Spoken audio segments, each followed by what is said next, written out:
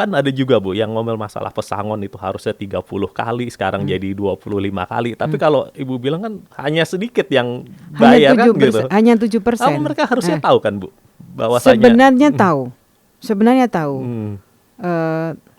Tapi kan ada yang tidak mau tahu. Gitu ya. Tapi Ya. ini kan tahun pertama Bu yang upah di mana nggak naik ya. Iya. Terakhir pernah nggak kayak begini lagi atau selalu naik memang 5%, 8% selalu begitu kan trennya? Hanya berarti ini yang pertama kali dalam beberapa tahun terakhir mungkin. Iya, iya. Nggak takut diprotes lagi ntar Bu. Wah, ini jawabannya banyak yang salah Bu. Nggak boleh tuh. Assalamualaikum warahmatullahi wabarakatuh. Apa kabar semua bos-bos yang ada di rumah? Kali ini kita kedatangan tamu yang sangat-sangat terhormat dan istimewa. Namanya Ibu Menteri Tenaga Kerja, Ibu Ida. Apa kabar Ibu? Alhamdulillah baik. Aduh, terima kasih. Seneng banget kita ini. Saya juga seneng Mas Bos. Seneng karena ini ketemu dengan bos. Apalagi tadi katanya bos-bos di rumah. Semakin senang kita. Terima kasih Bu Ida. Nah, sebelum kita bicara lebih lanjut, kita boleh buka masker Ibu. Kan kita juga sudah 1,5 berjarak. meter. Lebih nih. Tapi bos-bos yang ada di rumah kalau nggak jaga jarak nggak boleh ini lepas masker, harus tetap jaga jarak dan pakai masker. Itu pesan ibu. Pesan Ibu. Saya baru tanya kenapa sih pesan ibu, karena ternyata menurut survei ibu itu paling efektif untuk ngomongin menjaga protokol kesehatan. Oh gitu ya. Jadi kenapa ya? Karena mungkin ibu suka ngomongnya banyak kali. Jadi saya sebagai ibu merasa bangga mendapatkan kebanggaan karena ternyata ibu itu kalau bicara didengar. Gitu. Oh gitu ya Bu ya. Kalau bapak nggak didengar berarti ya? Sedikit. Tapi juga saya suka ngomong begini. Ibu itu efektif untuk ngomongin kesehatan, protokol kesehatan. Tapi kalau bapaknya nggak mau dengerin ibu juga nggak efektif juga. Artinya applause juga kepada bapak-bapak gitu. Jadi Ibu Ida yang selalu ngomong protokol kesehatan di rumah ya? Iya, ternyata ibu itu yang paling banyak ngomongin. Oh gitu ya. Tapi pada awas ya. oh, ini kalau Bu Menteri yang ngomong udah pasti takut di rumah, soalnya itu ribuan buruh juga udah pada kabur. Apalagi cuman tingkat rumahan doang gitu. Enggak, aku yang takut sama buruh. Oh gitu ya. Iya. Pernah di ini Bu, pernah di demo gak?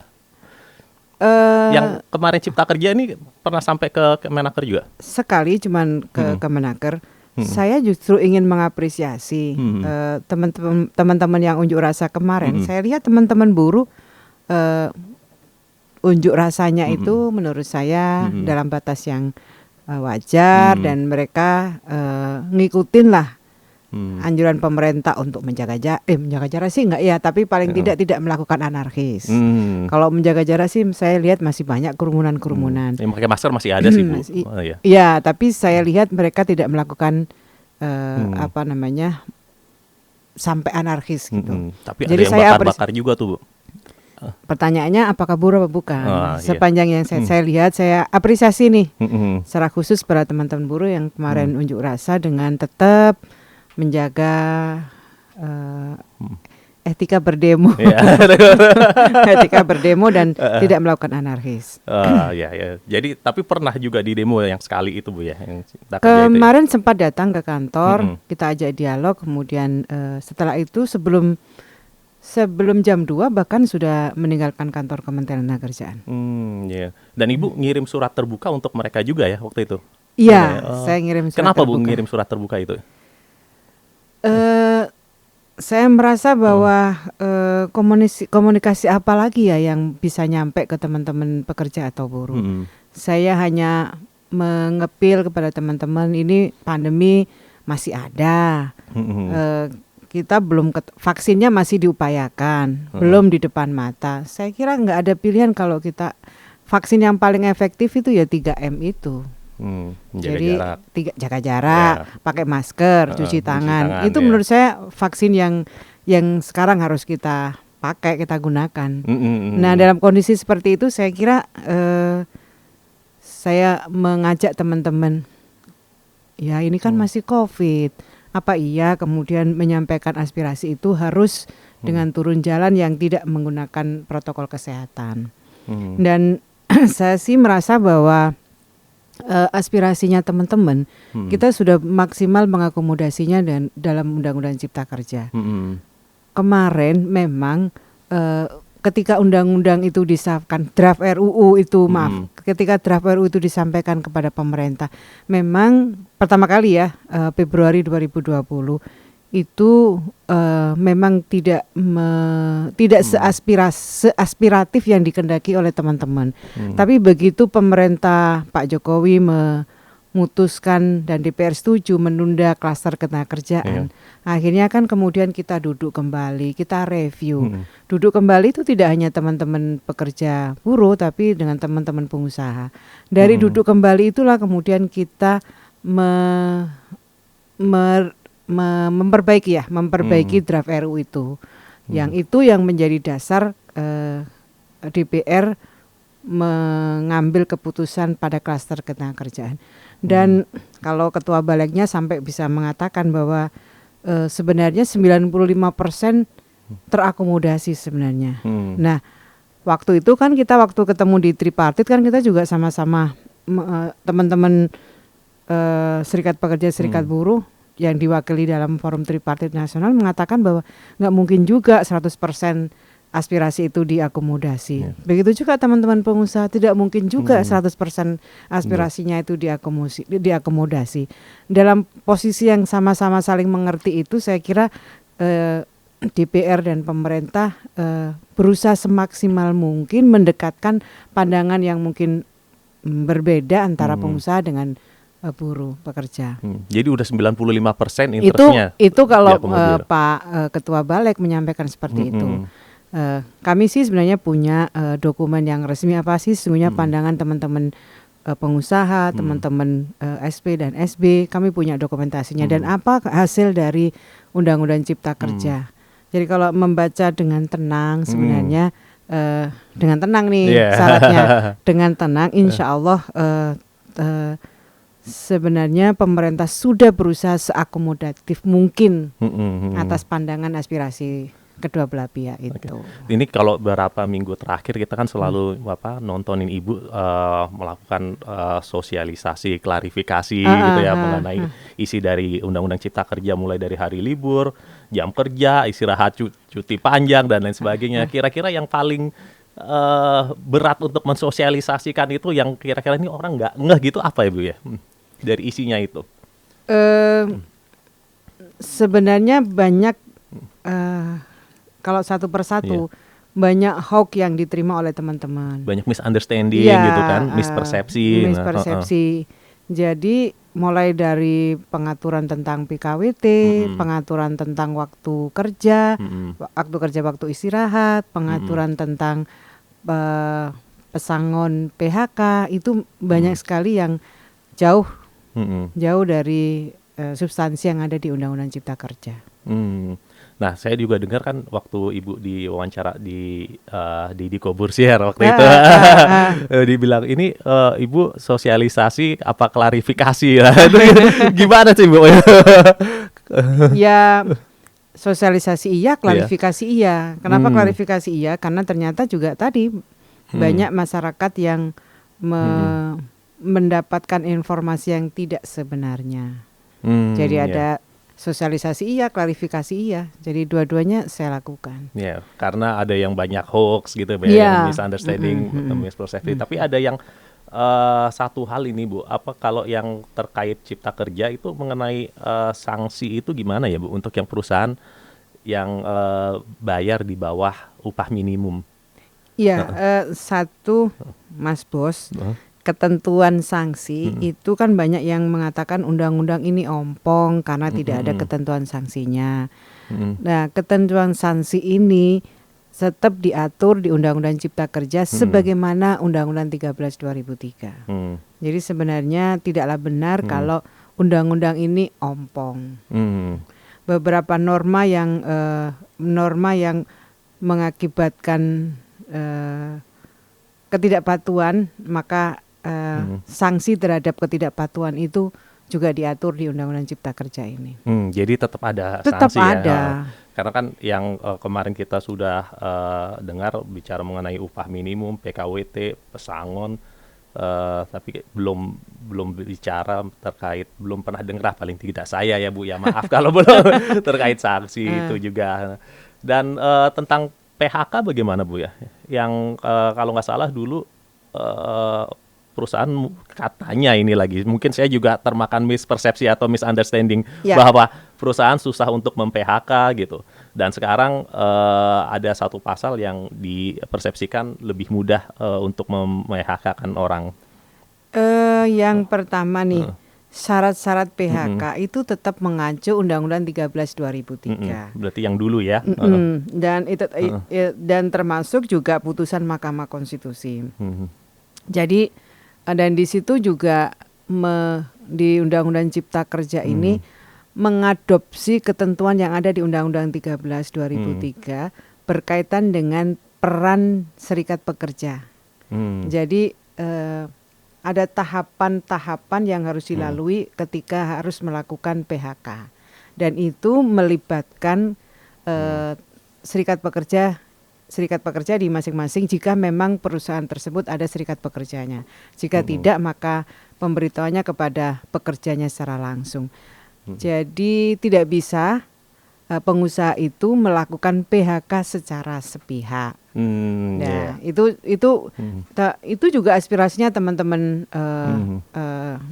SP dan SB waktu kita duduk bersama di Forum Tripartit Nasional. Mereka menghendaki ketentuan yang ada di Undang-Undang 13 2003 itu tetap diatur di Undang-Undang Cipta Kerja, dan itu benar-benar diakomodasi seperti yang dimauin oleh teman-teman. Kalau sekarang Undang-Undang Cipta Kerja kan berarti di Kemenaker sendiri lagi menyusun peraturan pelaksananya, Bu ya. Sudah sampai mana Bu? Sudah hampir selesai atau gimana? Waktu kita membahas Undang-Undang Cipta Kerja, kita sepakat kita juga akan membahas penyusunan RPP. Jadi makanya kalau saya mengatakan pelibatan partisipasi publik itu kurang, kalau menurut saya di klaster ketenagakerjaan kan kita sudah duduk bersama, mulai dari membahas undang-undangnya sampai kemudian waktu itu kita sepakat untuk membahas RPP-nya. Selasa yang lalu saya memulai bahasanya kick off nih, kick off untuk pembahasan RPP. Tetap mengundang Forum Tripartit Nasional dan kami menyertakan kepala dinas provinsi yang membidangi urusan ketenagakerjaan. Meminta pandangan. Sebelum itu saya juga meminta pandangan. Saya menyampaikan, ketemu dengan forum rektor, dengan kepala dinas menjelaskan tentang Undang-Undang Cipta Kerja ini, dan saya juga sekaligus meminta agar memberikan masukan untuk penyusunan RPP-nya. Ada 4 yang menjadi amanat Undang-Undang Cipta Kerja untuk kami menyiapkan rancangan peraturan pemerintahnya, yaitu RPP tentang penggunaan tenaga kerja asing. Ini pengaturan baru, artinya RPP baru, yang isinya itu adalah syarat-syarat penggunaan TKA, jangka waktu RPTKA, jabatan tertentu dan waktu tertentu, kemudian pendidikan dan pelatihan, ada transfer of knowledge bagi pekerja yang bagi pekerja lokal pendamping tenaga kerja asing, kemudian pembinaan dan pengawasan TKA. Jadi dalam konteks ini clear ya Mas Bos bahwa pemerintah itu mengendalikan tenaga kerja asing, tidak memberikan apa kalau orang bilang karpet merah untuk TKA, tidak. Jadi di Undang-Undang Cipta Kerjanya itu sendiri di situ jelas bahwa dalam jabatan-jabatan tertentu, kemudian RPP ini lebih memperjelas lagi. Tadi ada syarat, kemudian jangka waktu, kemudian jabatan-jabatan tertentu, waktu tertentu, itu di detail di RPP-nya. Kemudian yang kedua, RPP tentang hubungan kerja, waktu kerja dan waktu istirahat serta pemutusan hubungan kerja. Ini juga RPP baru. Sudah hampir jadi juga itu. Dalam proses. Dalam proses ya. Ya, intinya isinya itu adalah mengatur hubungan kerja berdasarkan perjanjian kerja waktu tertentu dan perjanjian kerja waktu tidak tertentu. Kan banyak yang ribut nih, PKWT akan pekerja akan dikontrak selama-lamanya, nggak ada batasnya. Betul. Nah, di sini dan nggak diatur. Diatur memang diaturnya di peraturan pemerintah. Jadi peraturannya itu yang 2+1 lagi di PP-nya Nanti itu. kita bicarakan. Toh teman-teman, baik teman-teman SP dan SB maupun teman-teman pengusaha, kan kita sama-sama duduk nih membicarakannya. Tapi yang jelas Jadi, tidak terlalu lama itu ya. Iya, dan sebenarnya di praktek di beberapa negara pengaturan waktu ini itu memang bukan di undang-undangnya. Apalagi undang-undang ini kan ada banyak undang-undang dalam satu undang-undang, maka akan memunculkan kerumitan tersendiri jika harus melakukan revisi untuk merespon dinamika ketenagakerjaan yang sangat dinamis pasti kan. Sehingga kalau RPP, kalau di peraturan pemerintah lebih mudah jika ada dinamika baru yang membutuhkan respon cepat. Kemudian di sini juga berkaitan dengan syarat-syarat PKWT, pengaturan pemberian kompensasi dalam PKWT, waktu kerja dan waktu istirahat yang berlaku bagi jenis pekerjaan tertentu dan sektor usaha tertentu. Kemudian syarat, mekanisme dan kompensasi PHK. Ini detailnya di RPP ini. Kemudian yang ketiga RPP tentang pengupahan. Nah, ini bukan baru karena ini merevisi sebagian PP 78 tahun 2015. PP 78 2015 ini perintah dari Undang-Undang 13 2003 yang disahkan pada tahun 2015. Isinya apa? Nanti akan mengatur tentang perubahan ketentuan upah minimum, kemudian ketentuan upah per jam minimal, ketentuan upah bagi usaha mikro dan kecil, kemudian Dewan Pengupahan. Ini dulu tidak ada pengaturan bagi pekerja, tidak ada pengaturan upah bagi pekerja usaha mikro dan kecil. Sekarang kan Undang-Undang Cipta Kerja ini kan mendorong bagaimana usaha mikro dan kecil kita berkembang dengan baik, maka ketentuan pengupahannya pun harus diatur gitu, sebagai bentuk perlindungan kepada pekerja. Sebegitu banyaknya perlindungan yang akan kita atur. Masih saja dianggap bahwa undang-undang ini tidak memperhatikan perlindungan kepada pekerja. Betul. Tapi tadi bicara mengenai perlindungan kepada pekerja, kalau yang PKWT kerja kontrak itu menurut saya justru daripada kita fix 2+1, kalau kita lepas berarti kan di situ akan ada negosiasi kan antara pekerja dan pengusaha. Di situ sebenarnya malahan lebih enak karena pekerja juga jadi punya suara kan untuk menyuarakan kesepakatan gitu kan. Iya, dan sebenarnya kalau anak-anak milenial sekarang itu memang mereka lebih senang bekerja dengan waktu yang tidak terikat waktu yang panjang. Betul. Begitu anak-anak muda sekarang kan gitu, kayak benar. Saya sudah nggak muda jadi saya. Tapi saya ngelihat bahwa ini memang dinamika ketenagakerjaan kita. Jadi banyak jenis pekerjaan yang waktunya sangat fleksibel dan anak-anak muda sekarang kan sehari kan dia bisa bekerja 2 bos misalnya. Ya dalam waktu yang pendek dia kemudian ingin punya pengalaman baru misalnya, tantangan bagi dia untuk mencoba jenis pekerjaan baru. Ini saya kira harus diakomodasi juga di undang-undang ini. Betul. Dan memang banyak hal yang menurut saya justru sebenarnya lebih bagus untuk para pekerja ketika bicara mengenai jam lembur. Sebenarnya jam lembur lebih banyak kan itu mereka dibayar juga kan? Dibayar kan? Dan apalagi kemudian lembur itu juga bergantung kesepakatan. Jika memang dia merasa tidak memiliki cukup kesehatan misalnya, dia juga tidak harus mengambil lembur kan. Jadi bukan kerja rodi sebenarnya. Bukan kerja rodi dan itu kan kalau ambil 8 jam sehari ditambah 4 jam lembur, kira-kira kan 12 jam. Dan 12 jam itu menurut batas seseorang, kemampuan seseorang bekerja dalam satu hari itu kan 12 jam. Dan itu artinya undang-undang ini tidak mengeksploitasi tenaga kerja, masih dalam batas yang diperbolehkan oleh ILO. Saya pernah bicara juga sama teman saya yang kebetulan punya pabrik dan pernah bicara sama salah satu pekerjanya. Memang sebenarnya pekerjanya justru malahan komplain, Bu, karena per bulan cuma dapat 4 jutaan. Jadi bilang kalau bisa tenaga masih ada, mau kerja lebih, tapi nggak bisa gitu kan. Nah, berarti kan sebenarnya loh ini dikasih lebih enak kok malah marah gitu. Ya, saya juga bingung. Ini yang marah ini siapa dan marahnya untuk siapa gitu. Marah atas nama siapa? Ternyata yang di atas nama itu ternyata banyak juga yang merasa justru malah undang-undang ini seaspirasi dengan mereka. Yeah. Nah, yang keempat itu RPP tentang penyelenggaraan program jaminan kehilangan pekerjaan atau JKP. Ya.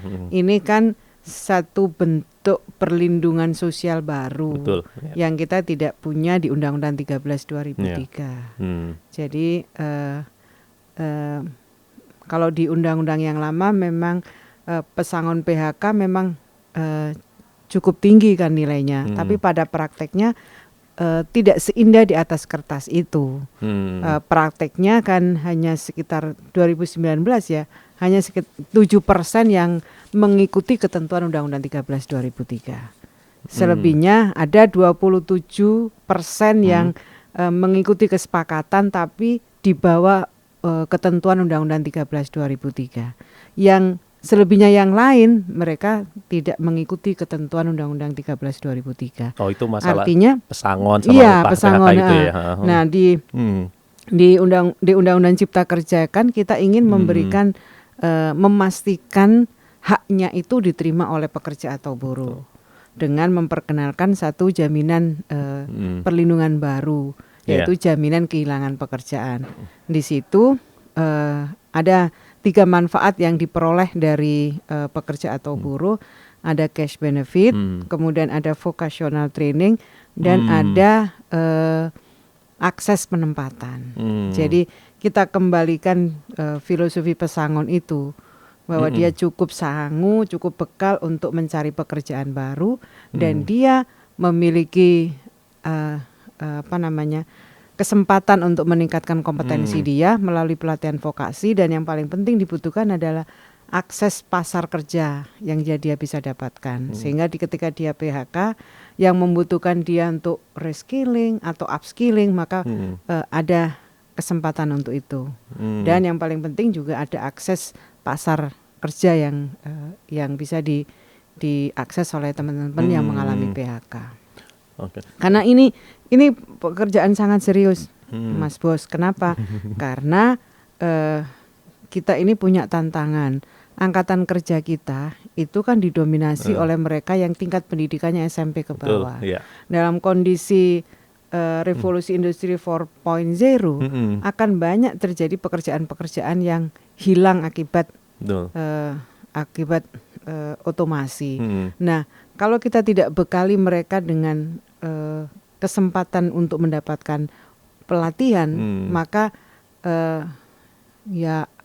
terus dia akan kehilangan pekerjaan dan sulit untuk mendapatkan pekerjaan. Jadi ini undang-undang ini kan juga berpikir antisipasi kita dalam kondisi menghadapi otomasi yang sudah di depan mata. Iya, iya betul. Dan sekarang 6,88 juta, antisipasi ekspektasi mungkin lebih sampai 12 juta Bu ya. Dan termasuk ancaman dari otomasi yang mungkin akselerasi digitalisasi akan lebih cepat setelah pandemi ini. Betul, dan dipaksa lebih cepat. Iya, jadi Omnibus Law ini emang benar-benar timely, benar-benar dibutuhkan saat ini, Bu ya. Gitu. Dan tadi kalau kita bicara masalah itu banyak yang teriak-teriak, banyak yang ngomel-ngomel itu, kan ada juga Bu yang ngomel masalah pesangon itu harusnya 30 kali, sekarang jadi 25 kali. Tapi kalau Ibu bilang kan hanya sedikit yang bayar kan gitu. Hanya 7%. Mereka harusnya tahu kan Bu, bahwasanya Sebenarnya tahu. Tapi kan ada yang tidak mau tahu. Gitu. Tahu tapi tidak mau tahu. Di tinggi-tinggi, tapi sebenarnya nggak ada yang bayar juga, Nggak ada cuman yang bayar juga. berapa 7% tadi Iya. yang comply ya, Iya, gitu. Yang lainnya nggak. Jadi Bu Ida lebih baik diturunin, tapi memastikan bahwa haknya diterima. iya, compliance-nya lebih Iya. besar gitu, Betul, lebih tinggi betul, gitu lebih ya, tinggi. yang lebih realistis aja lah gitu. Tapi pada ini buka suara semua itu Bu, yang kayak gitu-gitu. Iya, iya, kami mengerti. Nah, ini diantaranya ngelihatnya memang tidak bisa dalam ngelihatnya turun gitu aja, tapi ngelihatlah manfaat yang diperoleh. Jadi kita ini sekarang pekerjaannya adalah mengejar bagaimana kompetensinya pekerja kita. Ini kita punya PR dengan kompetensi mereka yang rendah, katakanlah, maka daya saing pekerja kita kan kalah. Karena kompetensi yang rendah pada akhirnya mempengaruhi produktivitas kita. Produktivitas kita ini kan di bawah negara ASEAN. Ya, ini tantangan tersendiri bagi kita. Oke, nah tadi kalau yang kita lihat Ibu sudah sosialisasi, sudah klarifikasi, sudah buat RPP. Misalkan Bu, dinilai ini cacat formil di MK. Lalu strateginya Bu Menteri apa? Tadi ancamannya kan tetap ada Bu. Ancaman tentang otomatisasi ya, automation, ancaman mengenai kehilangan pekerjaan, unemployment rate pasti akan tetap naik kan. Nah, kalau ini dibawa ke MK, batal, lalu Kemenaker gimana Bu? Strategi apa untuk tetap mengantisipasi unemployment rate yang akan naik juga nih?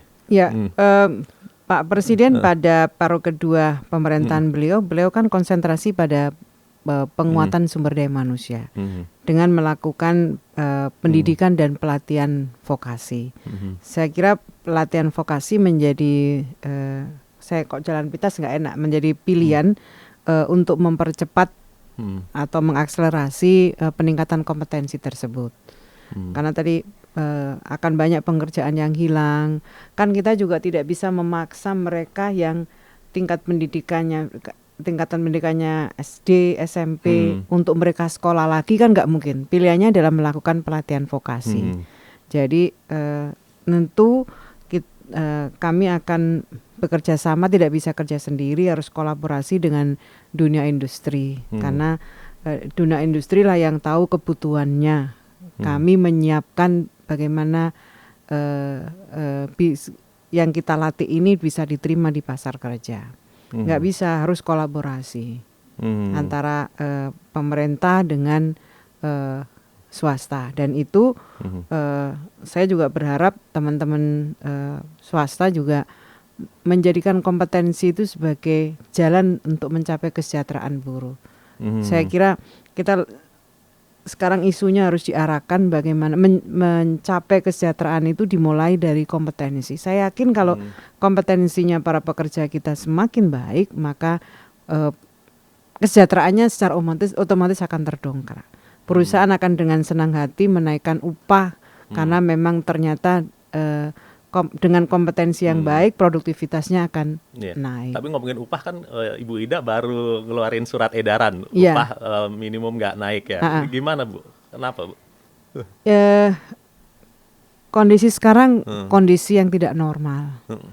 Sementara Undang-Undang 13 2003, kemudian PP 78 2015 itu didesain dalam kondisi yang normal.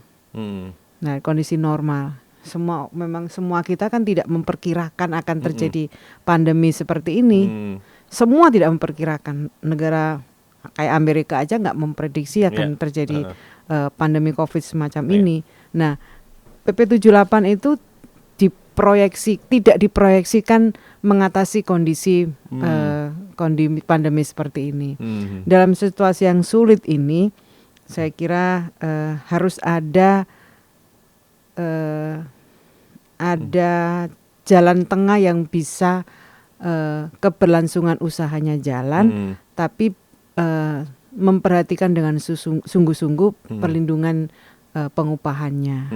Saya kira kalau dipaksakan mengikuti PP 78 pasti ada yang mengalami penurunan, ada juga yang mengalami kenaikan. Nah, dalam kondisi yang seperti itu kita bisa melihat bahwa tidak sedikit teman-teman pekerja kita yang tidak mendapatkan upah sebagaimana mestinya karena berkurangnya produksi mengakibatkan berakibat pada penyesuaian upahnya. Itu 80, saya koreksi 85% ternyata mereka tidak dibayar sebagaimana upah sesuai dengan ketentuan. Karena ya semua kita tahu perusahaan tidak memiliki cukup kemampuan untuk membayar upah karena memang produksinya berkurang, sehingga ini yang harus menjadi kesadaran bersama. Akhirnya diskusi di Depenas memang suasananya tidak dalam satu suara, tapi ada suara teman-teman, misalnya teman-teman pekerja, teman-teman SP dan SB mengendaki tidak ada penurunan upah minimum. Sementara pengusaha mengatakan bahwa dalam kondisi upah yang sekarang aja itu banyak perusahaan yang tidak memiliki kemampuan. Tapi jika memang harus dikembalikan, tapi pengusaha menyatakan kami juga tidak mungkin menurunkan upah minimum. Jadi sebenarnya kenapa dikembalikan sebagaimana upah tahun 2020? Saya kira ini sebagai bentuk jalan tengah. Jadi bukan diturunin, hanya tetap aja gitu. Tetap aja. Tapi ini kan tahun pertama Bu, yang upah di mana nggak naik ya. Iya. Terakhir pernah nggak kayak begini lagi, atau selalu naik memang 5%, 8%, selalu begitu kan trennya? Hanya berarti ini yang pertama kali dalam beberapa tahun terakhir mungkin. Nggak takut diprotes lagi ntar. Biasanya kan naik gitu, kok sekarang nggak gitu. Ya kalau ini kan kondisinya pertumbuhan ekonomi kita juga turun ya. Meskipun kalau inflasinya masih inilah ya, tidak naik atau tidak sedang-sedang saja seperti tahun-tahun sebelumnya. Harusnya memang ada penyesuaian KHL. Tapi sekali lagi ini kondisinya kondisi pandemi. Betul. Ketentuan PP 78 itu didesain tidak dalam kondisi pandemi. Betul. Jadi kita bayangkan kalau upah kita naikkan, maka akan memperbanyak teman-teman yang akan mengalami PHK. Jadi ini kondisinya sulit. Jadi mereka mempertahankan untuk bisa mempekerjakan, itu aja kita kondisinya sama-sama tahu lah.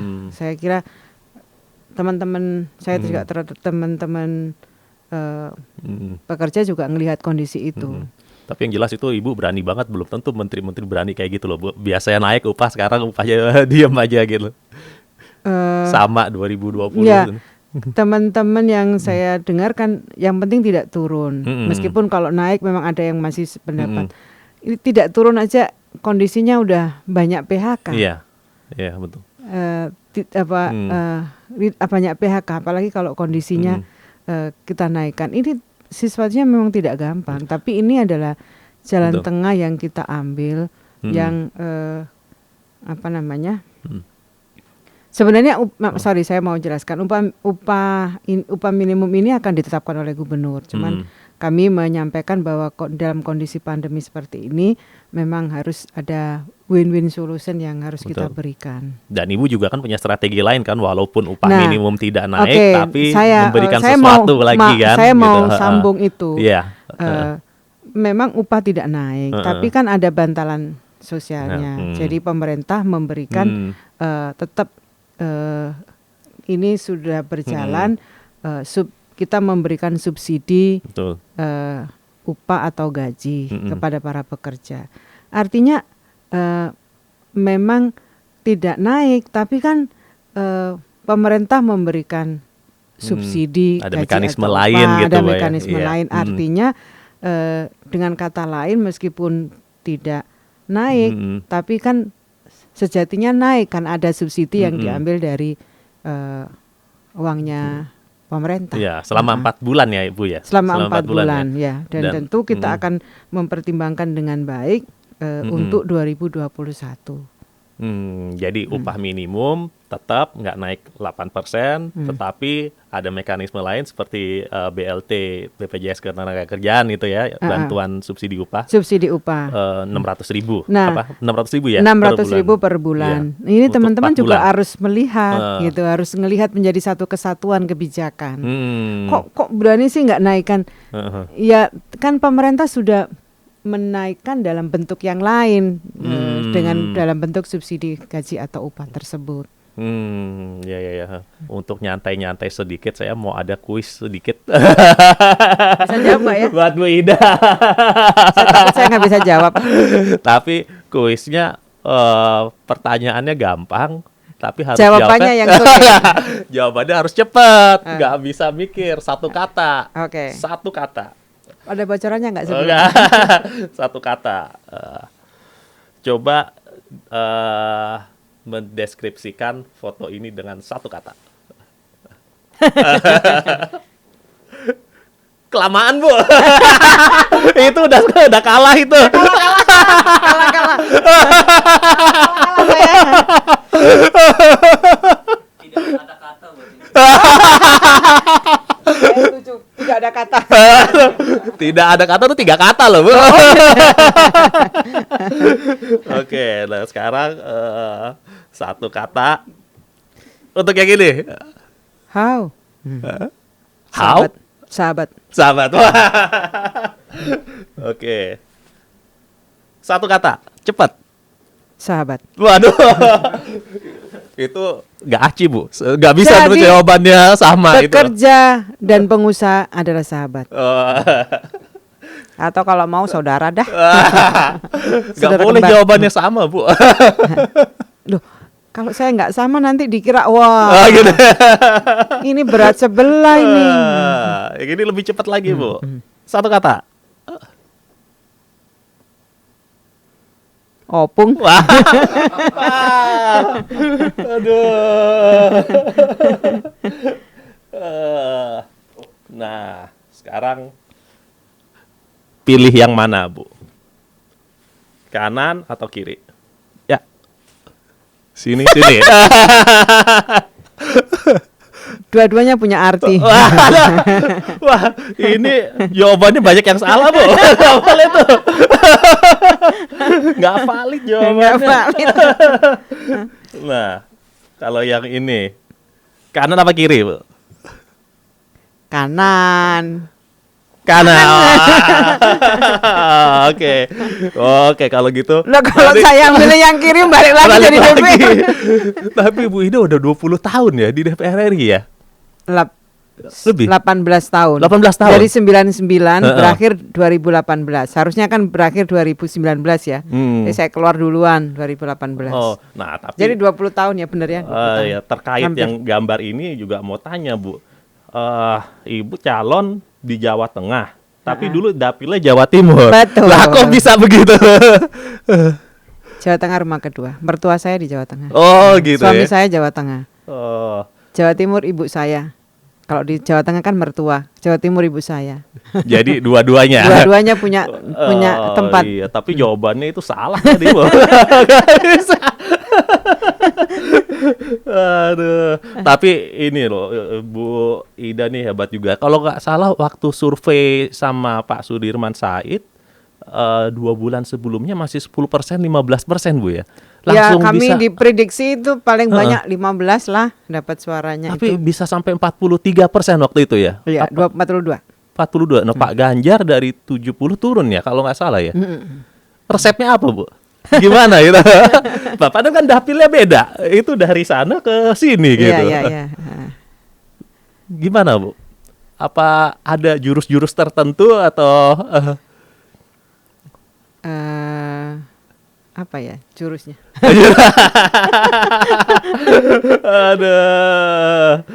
Tapi abis Tapi saya yang paling jelas survei itu tantangan tersendiri bagi saya. Semakin jelek saya dikasih angka oleh survei, semakin menantang saya untuk oh gitu ya. Iya. Semakin jelek semakin tantangannya Iya. jadi terasa Iya. ini gitu ya. Tapi dulu kan kelihatannya mesra banget itu sama Pak Sudirman Said. Waktu Pilpres gimana tuh? Masih mesra gak ya? Pak Sudirman itu tim suksesnya Pak Prabowo. Iya. Saya tim suksesnya Pak Jokowi. Betul. Iya. Jadi Kalau habis- persahabatan itu tidak terhalangi oleh pilihan politik. Tapi waktu pas Pilpres sedikit beda. Iya, kan, sekarang tapi tidak mengurangi persahabatan kan. Sekarang satu lagi. Bersahabat lagi. Nah, Ini pertanyaan nggak pakai tetap bersahabat nggak pakai lagi. nggak pakai lagi ya. Tanda kurung laginya. Loh, ini kenapa dibilangnya opung gitu? Ya beliau kalau nggak salah di kementerian di di Kim itu kan beliau salah satu yang senior ya di samping Pak Menteri Agama.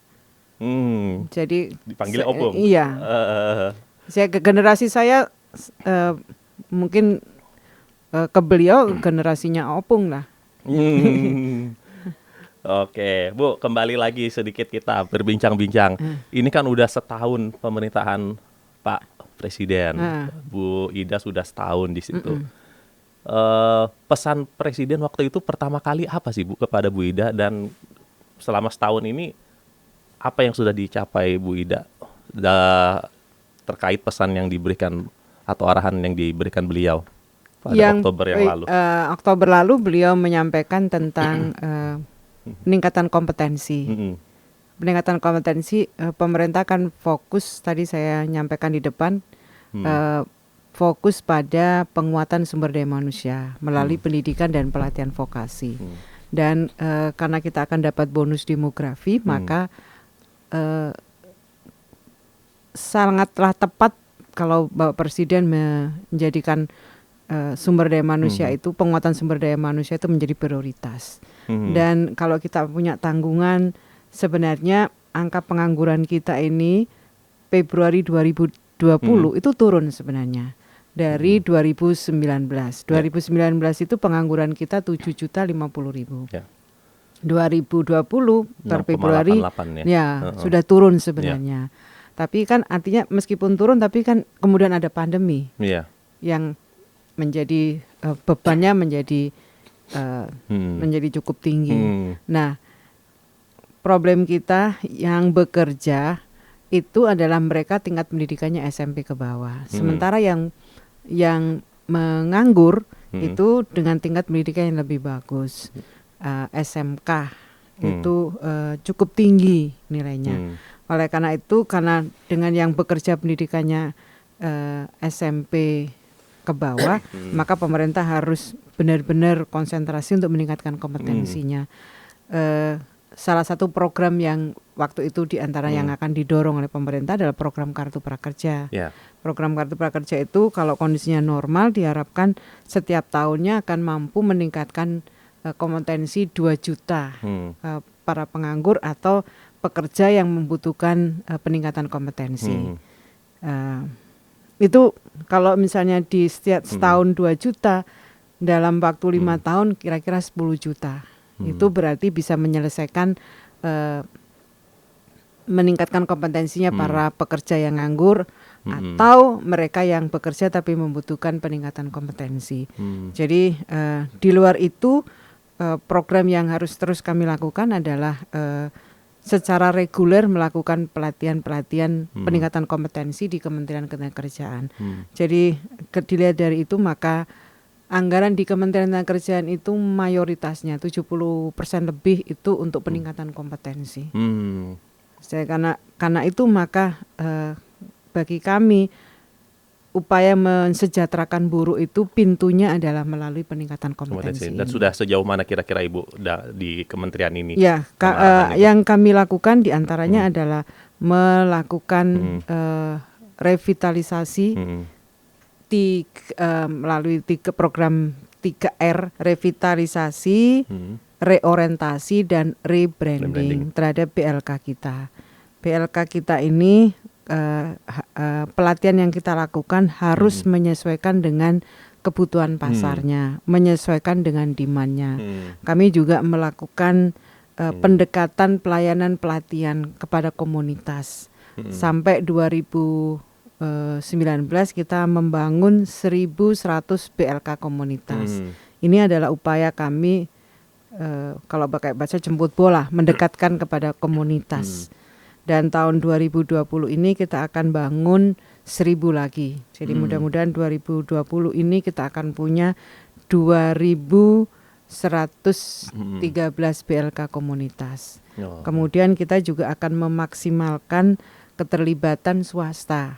Berharap teman-teman pengusaha memaksimalkan training centernya yang ada di perusahaan-perusahaan tersebut.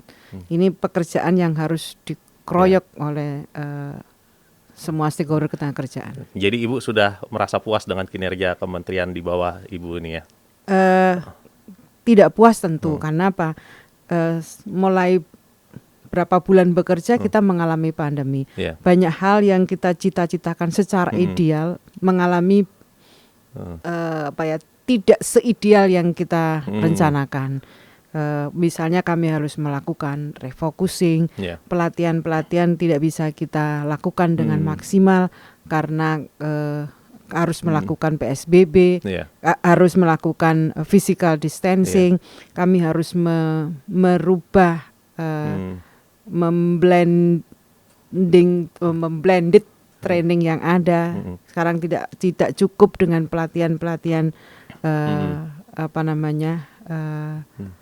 pelatihan-pelatihan secara manual saja, tapi juga harus memblended training tersebut. Kalau kinerja badan-badan di bawah, misalnya dulu kan sering tuh Kemenaker sama BNP 2 TKI itu clash terus. Sekarang gimana Bu kalau Kemenaker sama BP2MI? BP2MI baik-baik aja kan? BP2MI jauh lebih baik dari perkiraan orang. Kalau gitu Pak BP2MI, Pak Beni kan menyampaikan bahwa kita akan buktikan bahwa kita ternyata bisa berkolaborasi dengan baik. Saya bilang ke Pak Beni, kita nggak harus dengan kata-kata meyakinkan itu, kita harus dengan aksi nyata. Saya sudah bilang baru saja kemarin kita 2 minggu yang lalu ya, kita merakor bersama antara BP2MI dengan kita.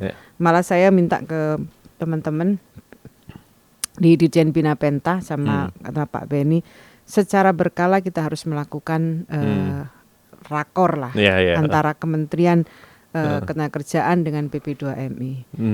Justru saya malah ingin banyak menginisiasi untuk melakukan kerja-kerja koordinasi seperti itu. Oke, terima kasih Bu, terima kasih. Tapi sebelum kita tutup, mungkin saya mau nanya one last question. Bus. 1 tahun itu kan biasa periode evaluasi Bu. Suka takut gak sih Bu, ini Pak Presiden mengevaluasi saya gimana ya, jangan-jangan kena reshuffle lagi kayak gitu-gitu tuh. Suka ada gak sih di para menteri atau di Bu Ida gitu? Manusiawi. Gitu ya Bu? Manusiawi. Itu manusiawi sekali. Siapa sih orang yang nggak bukan manusia kalau dia nggak berpikir seperti itu. Tapi sejak awal saya sudah dalam diri saya, ini jabatan yang yang sewaktu-waktu bisa diambil oleh yang memberi jabatan. Saya sih begitu saja. Kalau saya begini, udahlah saya kerja aja lah, soal yang penting saya bekerja. Soal reshuffle atau tidak itu kan hak prerogatifnya presiden ya. Kalau itu kan jelas-jelas, kalau kekuasaan itu Allah yang ngasih, Allah juga yang akan mencabut melalui tangannya Bapak Presiden kan begitu. Kalau saya sih, saya mengatakan bahwa tidak takut di reshuffle, nggak manusia dong saya begitu. Saya artinya kalau di reshuffle itu kan berarti ada sesuatu yang perlu dievaluasi. Jadi kalau saya sih prinsipnya udahlah saya kerja aja. Soal penilaian itu biar yang lain saja yang memberikan Tapi penilaian. sempat takut waktu Pak Presiden marah-marah itu dong di istana berapa bulan yang lalu. Ya pasti dong, pasti dong. Kalau saya nggak takut, kalau saya nggak, pastilah, dan itu menjadi bahan evaluasi juga. Kalau ketika Bapak Presiden nyentil sebegitu kerasnya kepada para menteri, saya juga nyentil itu teman-teman di Kementerian Ketenagakerjaan. Ini juga ada kontribusinya dari teman-teman yang ada di internal kementerian. Oke, Ibu Ida Fauziah, terima kasih banyak atas kehadirannya malam ini, perbincangannya. Saya rasa akan sangat menjernihkan nih kepala kita yang ngomongin dari tadi tentang cipta kerja dan lain sebagainya gitu. Dan saya apresiasi sekali kehadirannya Ibu Ida dan bos-bos semua. Begitulah percakapan kita malam ini.